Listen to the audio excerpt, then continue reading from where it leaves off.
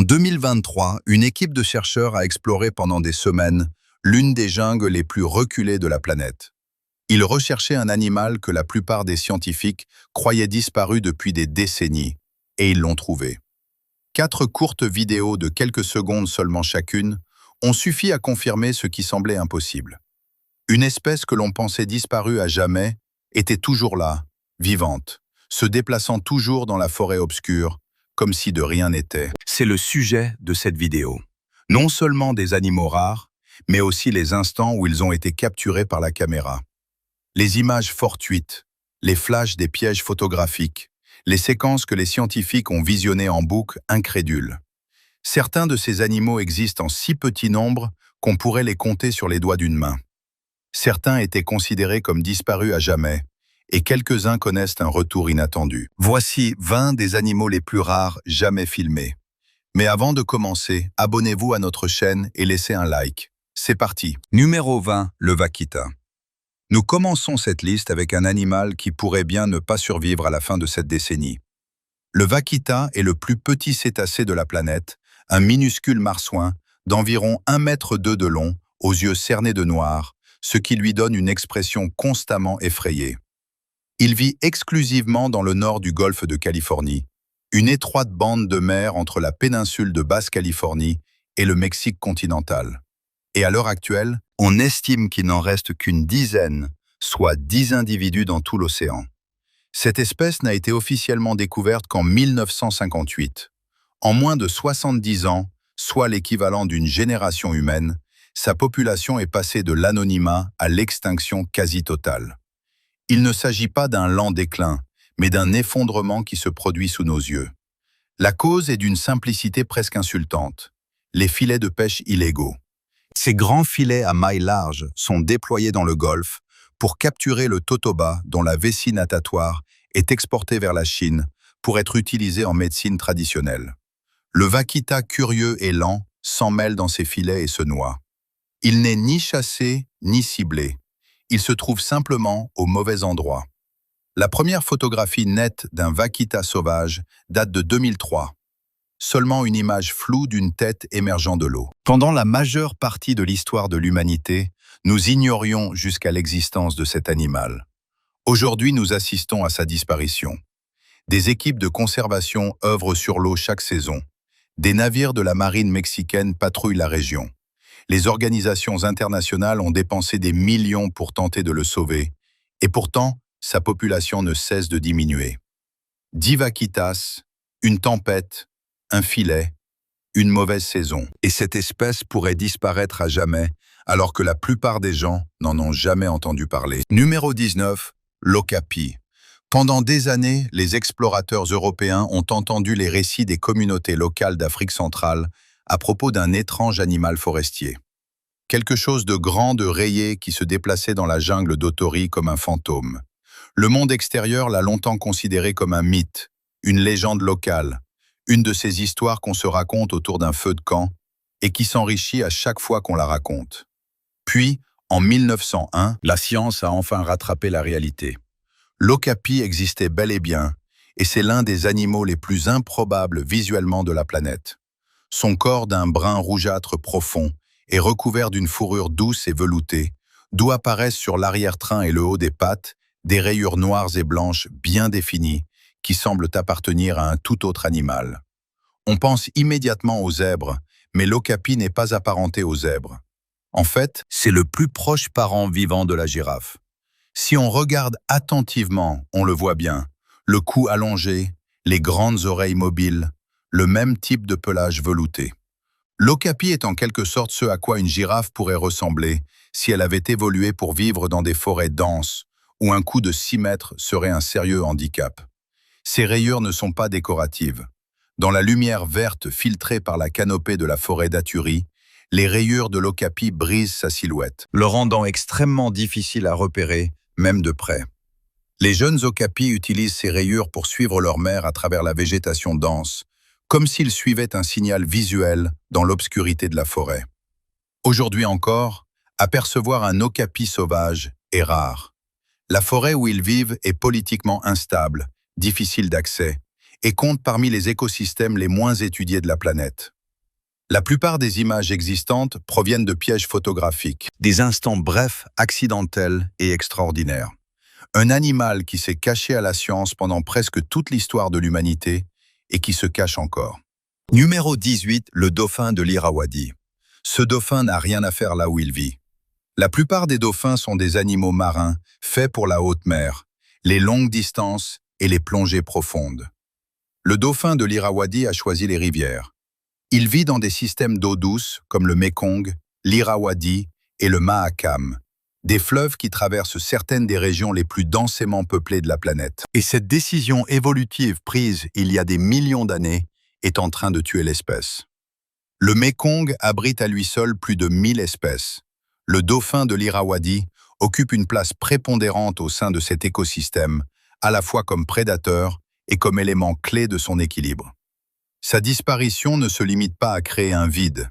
Elle déstabilise tout le réseau écologique situé en aval. Moins de 100 dauphins de l'Irrawaddy subsistent à l'état sauvage. Et ce nombre est loin d'être stable. Il continue de diminuer.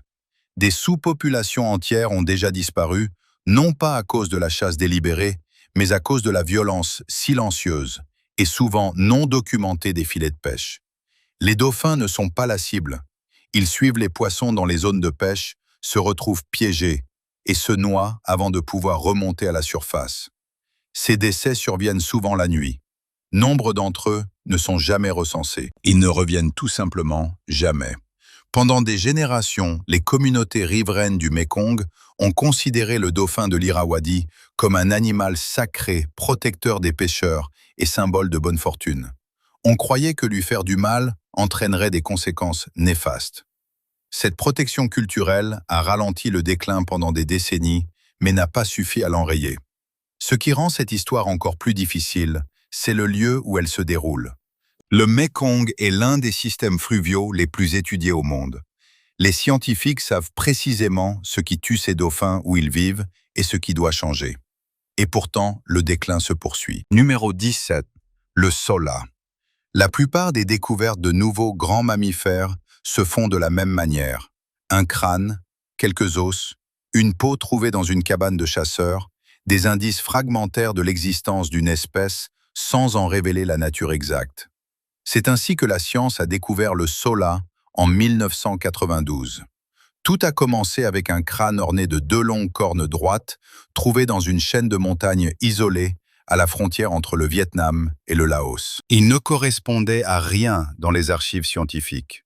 Officiellement, il s'agissait d'une espèce totalement inconnue, une grande antilope forestière qui vivait apparemment dans les monts Annamites depuis des milliers d'années, sans jamais avoir été officiellement répertoriée. On l'a surnommée la licorne asiatique. Un nom poétique certes, mais qui recèle une signification plus sombre. Car à l'instar de la licorne, presque personne n'en a jamais vu. La dernière photo confirmée d'un saola sauvage remonte à 2013, il y a plus de 10 ans. Depuis, plus rien. Aucune image de piège photographique, aucune empreinte, aucune preuve récente d'aucune sorte. Le saola est peut-être encore là, ou peut-être a-t-il déjà disparu. Et la vérité effrayante est que nous ignorons totalement quelle est la réalité. Les estimations de la population restante varient de quelques centaines à quelques dizaines d'individus seulement. Ces chiffres ne sont pas fiables. Cette espèce est en danger critique d'extinction, vivant dans des forêts trop reculées pour être surveillée efficacement et subissant la pression constante d'un braconnage incessant. Des équipes de conservation travaillent sans relâche dans ces forêts, retirant les pièges, patrouillant les corridors connus et installant des pièges photographiques sur des milliers d'hectares. Elles ont trouvé des traces de saola. Elles ont trouvé des échantillons de poils, mais elles n'ont pas réussi à obtenir d'images nettes depuis plus de 10 ans. Si le saola existe encore, il se cache mieux que presque tous les autres grands mammifères de la planète. S'il n'existe pas, nous ne saurons peut-être jamais à quel moment précis il a disparu. Numéro 16, panda roux. Vous connaissez sans doute le panda géant noir et blanc, mangeant du bambou, symbole emblématique de la Chine et de la conservation de la faune sauvage. Ce que la plupart des gens ignorent, c'est qu'il existe un autre panda, plus petit, plus ancien et peut-être encore plus fascinant. Le panda roux vit depuis des millions d'années dans les forêts brumeuses des montagnes de l'Himalaya et du sud-ouest de la Chine. On le retrouve dans les archives fossiles bien avant le panda géant. D'ailleurs, le mot « panda » désignait à l'origine le panda roux. Le panda géant a reçu ce nom plus tard, et le panda roux a tout autant besoin d'aide. Les premières images confirmées d'un panda roux au Myanmar n'ont été enregistrées qu'en 2014. Non pas parce que l'animal était apparu récemment, mais parce que les forêts où il vit sont si escarpées, denses et difficiles d'accès, que les pièges photographiques n'avaient tout simplement pas encore atteint ces zones. Ces images n'étaient pas une découverte, mais une confirmation. Le panda roux a toujours été là, mais cette confirmation s'accompagne d'un contexte troublant. Si les pandas roux ont commencé à apparaître dans des régions où ils n'avaient jamais été observés auparavant, ce n'est pas dû à une expansion démographique. C'est la destruction de leur habitat qui les a chassés de leur territoire traditionnel, les forçant à se réfugier dans des zones moins protégées, plus visibles et plus vulnérables. La déforestation, l'expansion urbaine et le commerce illégal d'espèces sauvages ont considérablement réduit leur population. La fragmentation de leur habitat rend les échanges génétiques entre groupes isolés de plus en plus difficiles et leur régime alimentaire très spécialisé. Composé presque exclusivement de bambou, fait que tout changement dans la forêt où ils vivent les affecte immédiatement. La situation s'est lentement améliorée grâce aux réserves naturelles et aux lois de conservation en Chine, au Népal et en Inde. Le panda roux n'est plus au bord de l'extinction, mais il reste menacé.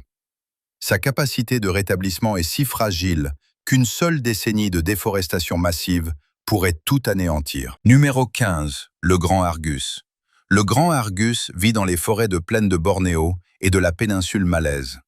Les ornithologues expérimentés, ceux qui ont consacré leur vie à explorer les forêts tropicales, rapportent avoir passé des années sur le territoire de cet oiseau.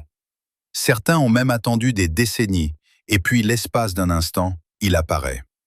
Le mâle grand argus dégage une parcelle de sol forestier, son arène personnelle, entretenue et réutilisée saison après saison. Le moment venu, il déploie ses immenses rémiges secondaires pour révéler des centaines de motifs parfaitement formés, semblables à des yeux. Chaque motif est une sphère au ton brun et doré, d'une telle précision qu'elle semble en 3 dimensions. L'effet est non seulement magnifique, mais aussi hypnotique.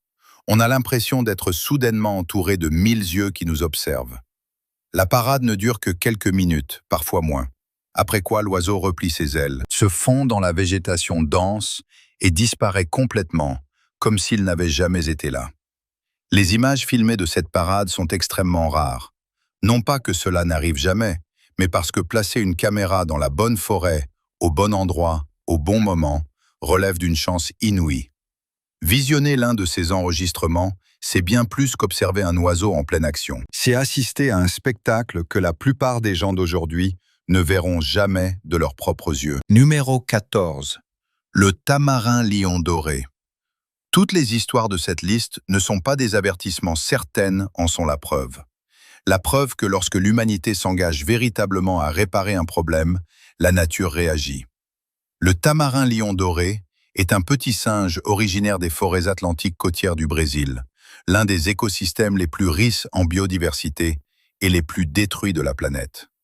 Dans les années 1970, la forêt atlantique avait été réduite à environ 12% de sa superficie d'origine. Déjà confiné à cet habitat en voie de disparition, le tamarin lion doré était au bord de l'extinction. On estimait alors sa population à environ 200 individus. 200 individus pour une espèce entière. Un chiffre qui annonce généralement une extinction, pas une histoire de rétablissement. Mais ce qui suivit devint l'une des campagnes de conservation les plus intensives et les plus réussies de l'histoire. Des corridors écologiques furent reconstitués. Des bandes de terre reboisées relièrent des fragments de forêts isolés, permettant ainsi aux populations de se déplacer, de se mélanger et de maintenir leur diversité génétique. Des programmes d'élevage en captivité dans des zoos du monde entier permirent de produire des animaux qui furent ensuite réintroduits dans la nature. Les communautés locales furent intégrées à l'effort de protection au lieu d'en être exclues. En 2023, la population avait atteint environ 4800 individus, un chiffre qui, il y a 50 ans, aurait semblé relever de la pure fantaisie. Le tamarin lion doré est toujours classé comme espèce en danger. Son habitat demeure fragile. Le travail n'est pas terminé, mais la direction a changé, et ce changement n'est pas le fruit du hasard. Il a été choisi, financé, organisé et maintenu par des personnes qui ont décidé que cet animal méritait d'être sauvé. Et elles l'ont été. Numéro 13, Dole, le dole. Oubliez tout ce que vous croyez savoir sur les chiens sauvages. Le dole, également appelé chien sauvage d'Asie, n'aboie pas. Au lieu de cela, il communique par un répertoire de sifflements aigus, de cliquetis et de cris qui résonnent dans la forêt, un son qui évoque à peine un coup de canon. Si vous entendiez ce son sans en connaître l'origine, vous scruteriez probablement la cime des arbres à la recherche d'un oiseau. Le dole est un chasseur en meute extrêmement efficace, capable d'abattre des proies bien plus imposantes qu'eux. On l'a observé chassant des cerfs sans barre, de jeunes buffles d'eau, et dans de rares cas, même en compétition avec des tigres pour une proie. À tous égards, il s'agit de l'un des prédateurs les plus redoutables d'Asie, et pourtant son existence est méconnue. Classé comme espèce menacée, le dole disparaît discrètement de vastes régions d'Asie du Sud et du Sud-Est. Dans certaines régions, les chercheurs sont restés des années sans observer un seul spécimen, jusqu'à ce que des pièges photographiques près du parc national de Kazirenga, en Assam, capturent les images d'une meute qui n'avait pas été officiellement recensée depuis près de 10 ans. Les menaces sont les mêmes qu'habituellement, la perte d'habitat qui réduit sans cesse leur territoire, le déclin des populations de proies dû au braconnage et la concurrence directe avec de plus grands prédateurs comme les tigres et les léopards, désormais concentrés dans les mêmes fragments de forêt qui se réduisent comme peau de chagrin. Le lycaon survit encore, mais il vit de plus en plus discrètement dans des forêts qui rétrécissent d'année en année. Numéro 12. Le paresseux à 3 pattes. Le paresseux à 3 pattes a développé une stratégie qui a fonctionné pendant des millions d'années. Se déplacer le moins possible, rester dans les arbres et se faire oublier du monde. Cette stratégie a fonctionné jusqu'à ce que le monde devienne plus petit. Ce paresseux n'existe qu'à un seul endroit sur Terre, l'Isla Escudo de Baraguas, une petite île au large des côtes caribéennes du Panama. Ni une région, ni un pays, une seule île. Toute la population mondiale de cette espèce vit sur quelques îles seulement.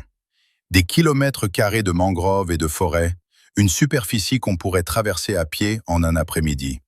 Quand toute une espèce vit sur une seule île, chaque menace devient existentielle. Il n'y a pas de population de secours, il n'y a pas d'autre habitat où se réfugier. La déforestation sur cette île ne réduit pas le territoire, elle détruit l'habitat. La chasse sur cette île ne réduit pas la population, elle peut l'anéantir. Et ces deux phénomènes se produisent. Abattage d'arbres-chasse pour se nourrir et commerce d'animaux exotiques mal réglementés avec des personnes qui tentent de capturer et de vendre des paresseux pygmées comme curiosité. Tout cela a poussé une espèce déjà géographiquement confinée au bord de l'effondrement. Le paresseux pygmée à 3 doigts se déplace à environ 0,24 km/h. Il ne peut échapper au danger. Il ne peut migrer vers un autre habitat et il ne peut s'adapter rapidement à l'accélération du changement environnemental. Les mêmes caractéristiques qui ont fait de lui une espèce prospère pendant des millions d'années le rendent aujourd'hui presque sans défense face au rythme de l'activité humaine moderne. Il est en danger critique d'extinction. Protéger son unique île est littéralement le seul rempart entre cette espèce et la disparition. Numéro 11. Oiseaux de paradis. Nous avons évoqué les oiseaux de paradis dans une vidéo consacrée à leur rituel d'accouplement, leurs parades nuptiales extraordinaires, leur chorégraphie parfaite et la course évolutive qui a permis la création de certains des plumages les plus spectaculaires au monde. Mais cette histoire a aussi un revers plus sombre. Pendant des siècles, les plumes d'oiseaux de paradis ont figuré parmi les matières premières les plus précieuses du commerce mondial des matériaux naturels. Elles ornaient les chapeaux de l'aristocratie européenne, étaient utilisées pour la confection de vêtements de cérémonie et étaient expédiées par milliers de Nouvelle-Guinée vers les marchés de la mode de Londres et de Paris. Certaines espèces ont été chassées jusqu'à presque disparaître avant la mise en place de lois de protection. Aujourd'hui, les menaces ont évolué mais elles persistent. La déforestation est désormais le principal problème. Les forêts tropicales de Papouasie-Nouvelle-Guinée, d'Indonésie et du nord-est de l'Australie subissent une pression constante due à l'exploitation forestière, à l'expansion agricole et au développement des infrastructures. La fragmentation de ces forêts isole les populations d'oiseaux, les empêchant de maintenir la diversité génétique et la connectivité de leur habitat dont elles ont besoin. Le réchauffement climatique ajoute une pression supplémentaire, modifiant les cycles de reproduction saisonniers et la disponibilité alimentaire d'une manière que les scientifiques étudient encore. Il existe plus de 40 espèces d'oiseaux de paradis. La plupart ne sont pas encore en danger immédiat, mais l'évolution de leur habitat, et donc de leur propre survie, est préoccupante. Les images que nous possédons de leur parade nuptiale sont époustouflantes, mais elles pourraient un jour devenir le témoignage d'un phénomène qui ne sera peut-être plus jamais visible à l'écran. Numéro 10. Le fossa. L'île de Madagascar est isolée du reste du monde depuis environ 88 millions d'années. Durant cette période, sa faune a évolué indépendamment, donnant naissance à des animaux qu'on ne trouve nulle part ailleurs sur la planète, lémuriens, tenrecs, caméléons, et au sommet de la chaîne alimentaire se trouve l'un des carnivores les plus singuliers qui soient, le fossa. Ce prédateur de la taille d'un chat ressemble à un croisement entre un puma et une mangouste. Un corps allongé, des griffes rétractiles, une longue queue pour l'équilibre et des mouvements fluides et presque sans effort, à l'image d'un animal qui considère les arbres comme le prolongement du sol. Le fossa est le super prédateur de Madagascar. Ses proies principales sont les lémuriens. Dans un écosystème équilibré, cette relation est essentielle. Les superprédateurs régulent les populations de proies qui, à leur tour, influencent la végétation, façonnant ainsi tout l'environnement. Si le fossa disparaissait des forêts malgaches, tout l'écosystème se déstabiliserait. Mais le fossa est rarement aperçu. Solitaire principalement nocturne et extrêmement méfiant envers les humains, le fossa évite l'observation avec une constance qui rend son étude très difficile. Les scientifiques qui tentent d'estimer sa population s'appuient sur des indices indirects, empreintes, excréments et quelques images de pièges photographiques. Les observations directes sont extrêmement rares. Cette invisibilité pose un problème scientifique majeur. On ne peut protéger ce qu'on ne mesure pas. Or, les données disponibles, bien que limitées, suggèrent que la perte et la fragmentation de son habitat réduisent les populations de fossa sur l'ensemble de l'île. À mesure que les forêts de Madagascar rétrécissent, et ce rapidement, le fossa est repoussé vers des territoires plus restreints et entre en conflit avec les communautés agricoles en lisière de forêt. Les programmes de pièges photographiques commencent à changer la donne. Chaque nouvelle image capturée devient un point de données sur une carte qui se précise peu à peu. Mais cette carte se remplit plus vite que les forêts ne sont protégées. Nous entrons maintenant dans le top 10, et ce sont les espèces qui m'ont véritablement empêché de dormir pendant mes recherches. Numéro 9, la tortue à carapace molle géante du Yangtze. Il ne reste aujourd'hui que 4 individus dans le monde. Ni 400, ni 40, mais seulement 4. Ils sont répartis entre une réserve au Vietnam et un site protégé en Chine représentant les derniers vestiges d'une espèce qui peuplait autrefois les cours d'eau de Chine et d'Asie du Sud-Est. La tortue à carapace molle géante du Yangtze est la plus grande tortue d'eau douce au monde. Elle peut mesurer plus d'1 mètre de long et vivre plus de 100 ans. Son histoire remonte à des dizaines de millions d'années et elle est aujourd'hui considérée comme très ancienne. Elle est en train de disparaître en une seule génération humaine à cause de la destruction de son habitat, de la chasse et d'une pollution de l'eau si grave que nombre des rivières dont elle dépendait ne lui servent plus d'habitat. Les équipes de conservation ont tout tenté, reproduction contrôlée, traitements hormonaux et accouplements soigneusement planifiés entre les derniers individus connus. La dernière femelle confirmée a fait l'objet de plusieurs tentatives de reproduction sans succès.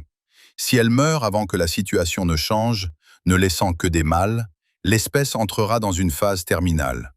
Avec seulement 3 mâles, la survie de l'espèce est impossible. Il ne restera alors que la fin lente et inéluctable d'une espèce qui a survécu aux dinosaures, mais qui pourrait ne pas nous survivre. Pour les tortues, chaque chercheur travaillant sur cette espèce porte ce chiffre comme un fardeau. Numéro 8. Le poisson main tachetée. La plupart des poissons nagent, le poisson-main tacheté marche. Il utilise ses nageoires pectorales, qui ressemblent clairement à de petites mains maladroites, pour se déplacer sur le fond sableux de l'estuaire de la Derwent, en Tasmanie. Il se déplace à pas lents et délibérés presque sans hâte.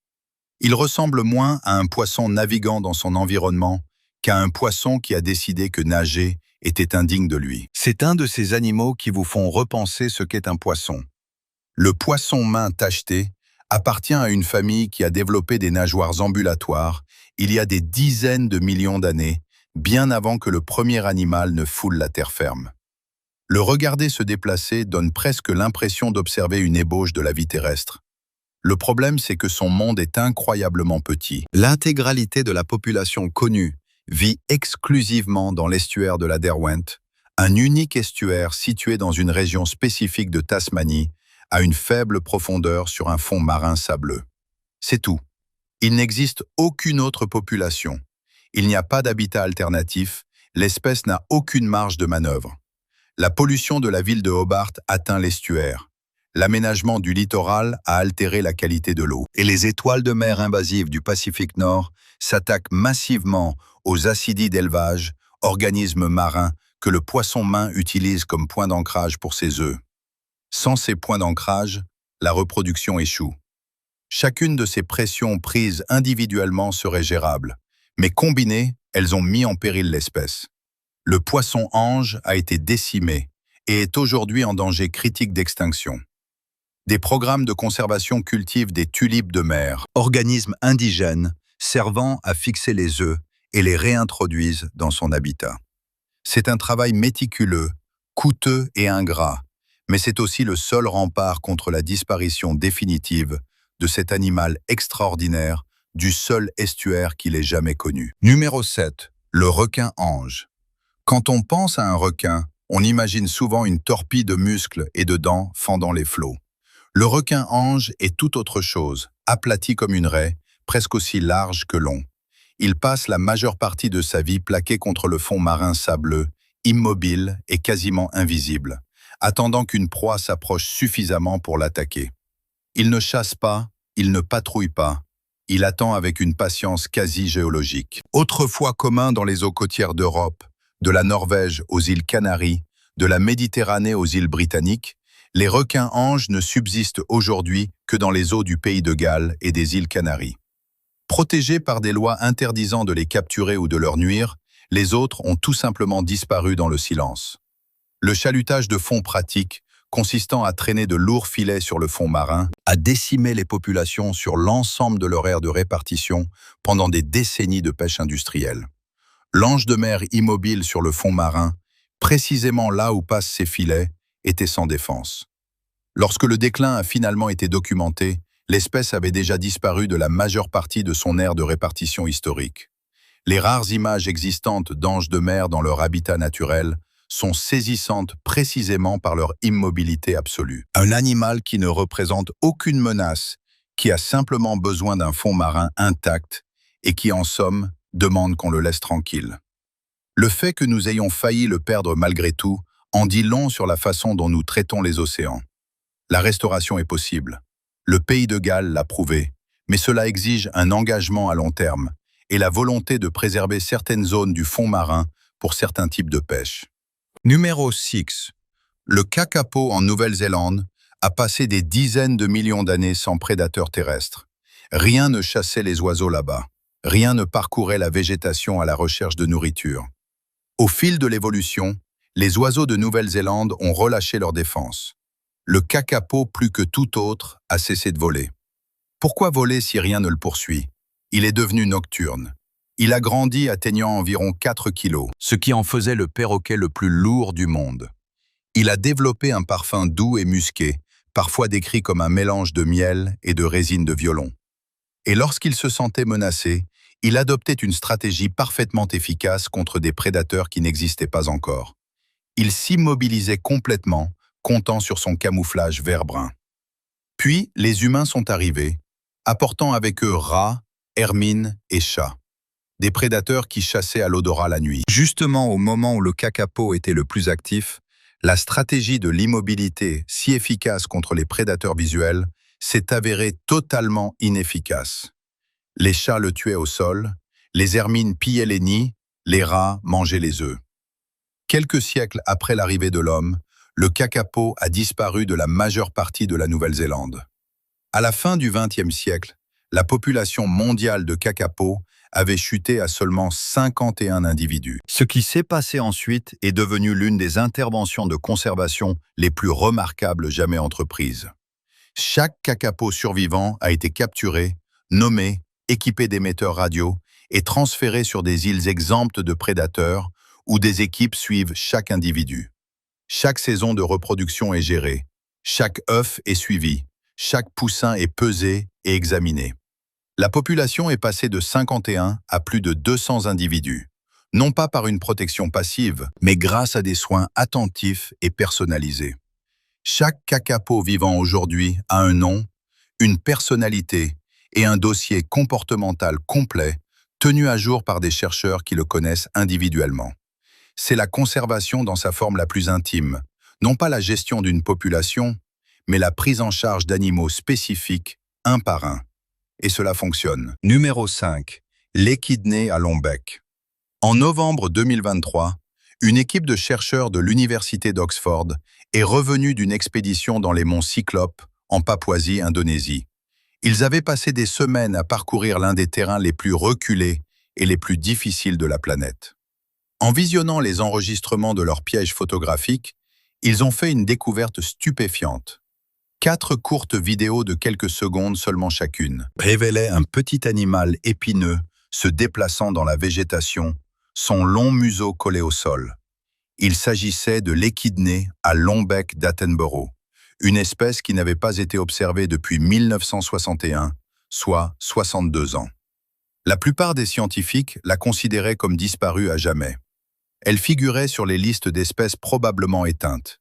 Et là, il était là, marchant tranquillement, parmi les feuilles dans l'obscurité de la forêt, totalement indifférent au fait que son existence était déjà considérée comme faisant partie de l'histoire et non de la réalité présente. Les échidnés appartiennent au groupe des monotrèmes des mammifères ovipares. Ils constituent la branche la plus ancienne de l'arbre phylogénétique des mammifères encore existantes, une caractéristique qu'ils ne partagent qu'avec l'ornithorynque. Leur lignée remonte à plus de 200 millions d'années. En termes de continuité évolutive, l'échidné est l'une des plus anciennes créatures qui peuplent encore la Terre. Les monts Cyclopes, où cet individu a été découvert, comptent parmi les forêts d'altitude les moins explorées au monde. Elles sont escarpées, densément couvertes de végétation et presque totalement inaccessibles sans des semaines de marche. Cela signifie que l'échidné au long bec n'a pas survécu grâce à une résistance particulière à la pression humaine, mais parce qu'il vit dans un lieu inaccessible à l'homme. La grande question est maintenant de savoir si cet isolement perdurera. Les forêts indonésiennes subissent une forte pression du développement.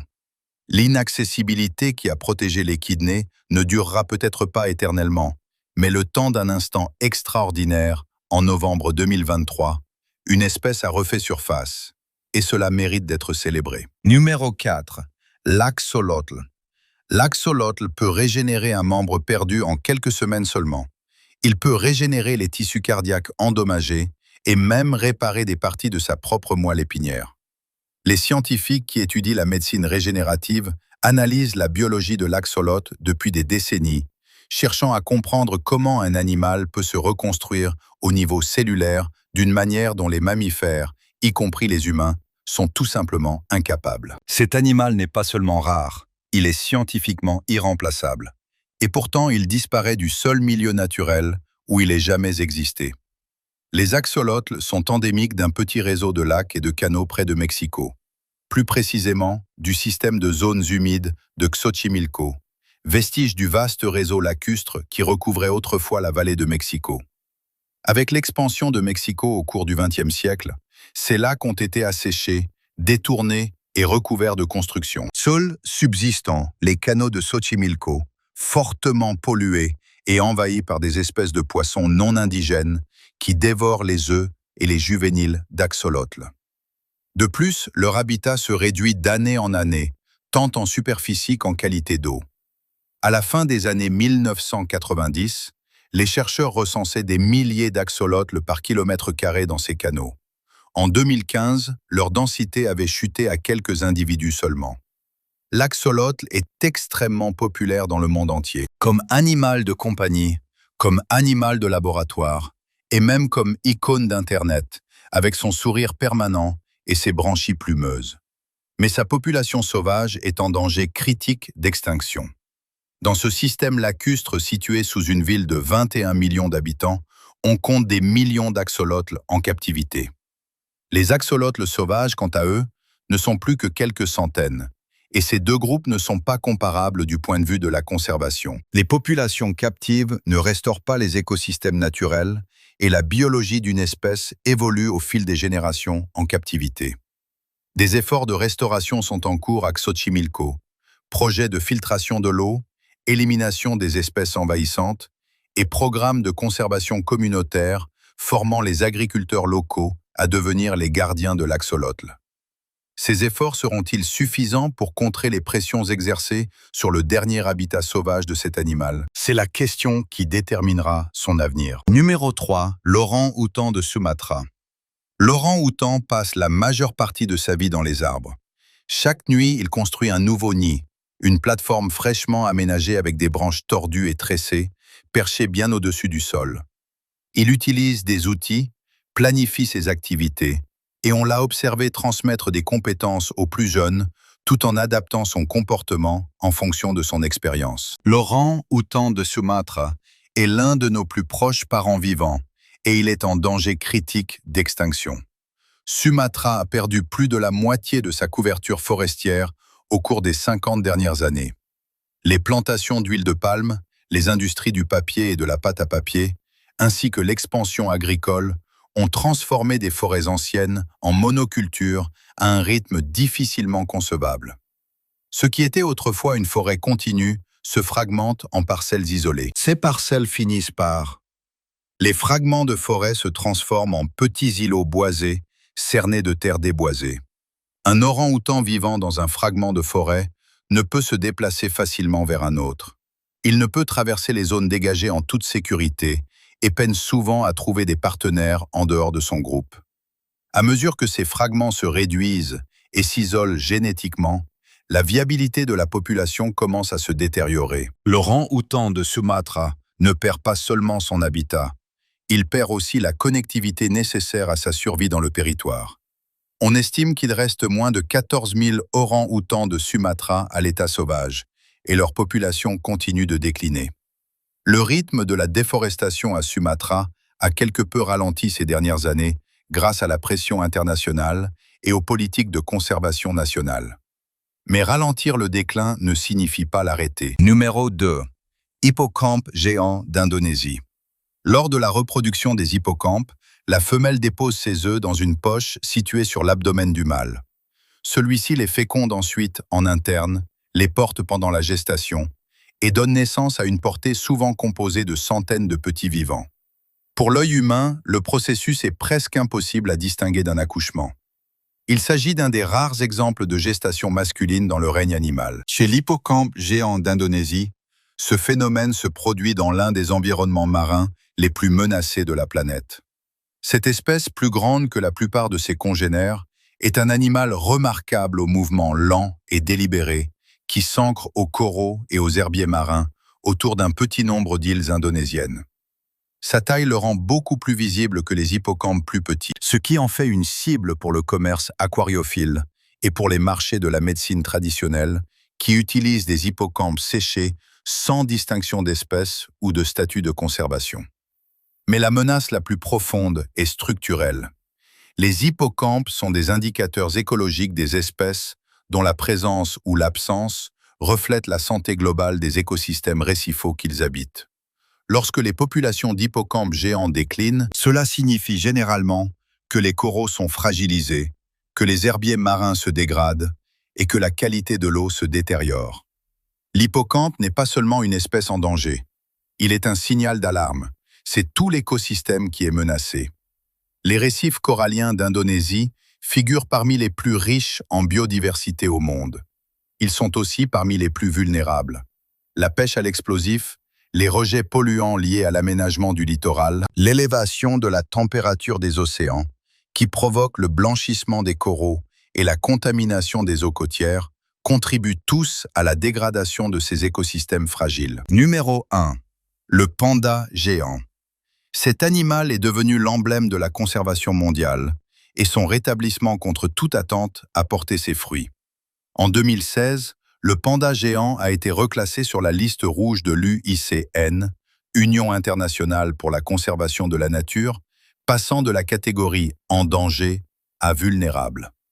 Pour une espèce qui, pendant des décennies, a symbolisé tout ce que la conservation semblait incapable de sauver, ce simple changement a représenté un véritable miracle. Le panda géant n'a jamais facilité la tâche de ceux qui tentent de le sauver. Les femelles ne sont fertiles que pendant environ 72 heures par an. Les petits naissent incroyablement petits, environ 1800 fois la taille de leur mère, soit à peu près la taille d'une plaquette de beurre. Ils naissent aveugles roses et totalement vulnérables. Selon la mère, il n'est pas rare d'avoir des jumeaux pendant plusieurs mois. Mais dans la nature, les mères n'élèvent généralement qu'un seul petit, laissant l'autre mourir. Même dans des conditions idéales, la reproduction du panda géant est lente, délicate et ne pardonne aucune erreur. Pourtant, 50 années d'investissement continu dans la protection de son habitat, dans les chaînes de montagnes Qinling et Minshan, au sein des provinces chinoises du Sichuan, du Shaanxi et du Gansu, ont commencé à changer la donne. Des programmes d'élevage ont permis d'étudier la biologie du panda en détail, jusqu'à ce que les chercheurs comprennent suffisamment bien son cycle de reproduction pour intervenir efficacement. Des programmes communautaires ont offert aux populations vivant à proximité de l'habitat du panda des alternatives économiques à la déforestation. Grâce à un financement international et à une volonté politique constante pendant des décennies et sous différents gouvernements, les choses ont fonctionné. Le panda n'est pas encore parfait. Il est toujours considéré comme vulnérable et son habitat, la forêt de bambou, reste sous pression. Mais la tendance a changé. Le panda géant est devenu un symbole de la conservation, notamment grâce à son apparence, son pelage noir et blanc, son visage rond et son expression douce, presque enfantine. Merci d'avoir regardé cette vidéo. Si vous l'avez appréciée, abonnez-vous à notre chaîne et laissez un j'aime. Découvrez également les autres vidéos intéressantes qui s'affichent actuellement sur votre écran. À bientôt pour une nouvelle vidéo.